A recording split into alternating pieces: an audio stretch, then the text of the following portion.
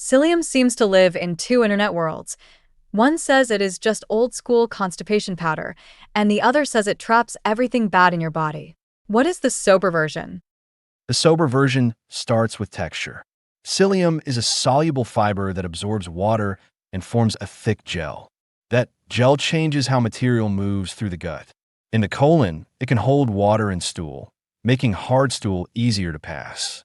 Higher in the digestive tract, viscosity can slow the mixing and absorption of nutrients a bit.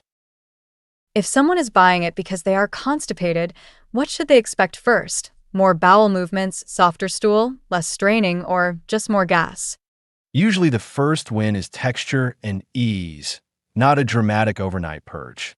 In an 8-week randomized trial in functional constipation, Psyllium performed similarly to agavifructans. All groups improved bowel movement frequency, stool consistency, symptoms, and quality of life with mild adverse events.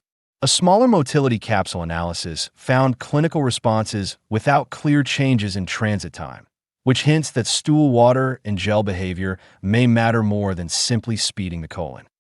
And fiber type matters.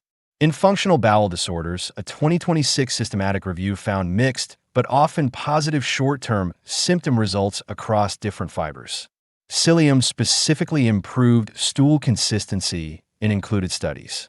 That is important because some formidable fibers can worsen bloating or flatulence in sensitive people, while Psyllium's gel-forming profile is often more tolerable. The cholesterol claim sounds more medical than the digestion claim. How can something you do not digest possibly lower LDL in the bloodstream? Your liver uses cholesterol to make bile acids, releases them into the gut, and normally recycles many of them. Viscous soluble fiber can interfere with that recycling. If more bile acids leave in stool, the liver may pull more cholesterol from circulation to make replacements.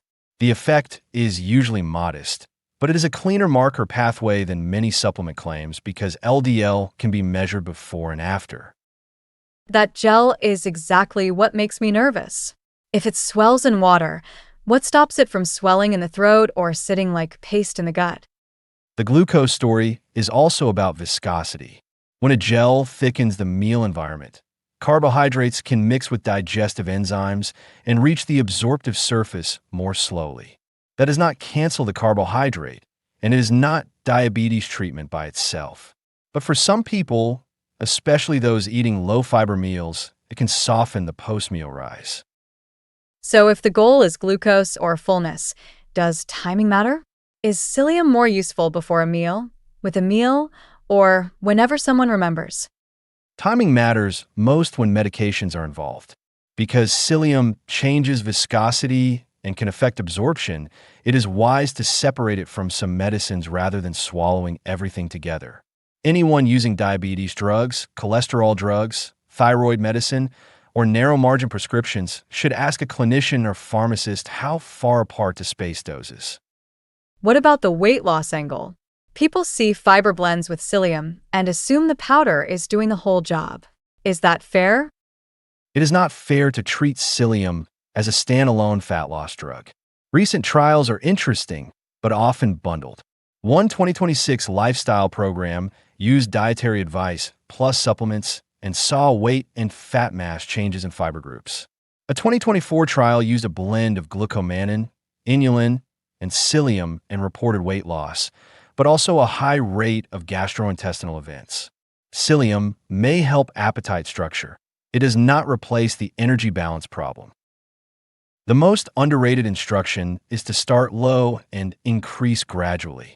Even a useful fiber can cause gas, bloating, cramping, or uncomfortable fullness if someone jumps from a low-fiber diet to a large scoop. The gut, microbiome, and daily fluid habits need time to adapt. If pain, vomiting, trouble swallowing, or no stool passage occurs, that is not a normal adjustment period. Would you rather people just eat more beans, oats, fruit, and vegetables instead of buying Psyllium, or is the supplement doing something food cannot? Food first is the default. Psyllium earns its place when the target is specific: hard stools, low total fiber intake, LDL that you're already monitoring, or post-meal glucose patterns you can actually observe. For constipation, judge stool form, straining, and complete spontaneous bowel movements over a few weeks. For LDL, use lab testing over a longer interval. For glucose, compare similar meals rather than random days. So the final answer is almost boring, but useful.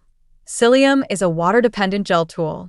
It is most convincing for constipation and bowel regularity, has a plausible and measurable LDL effect, and may smooth glucose or hunger when matched to meals.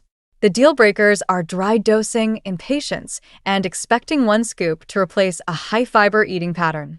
Is that the right takeaway?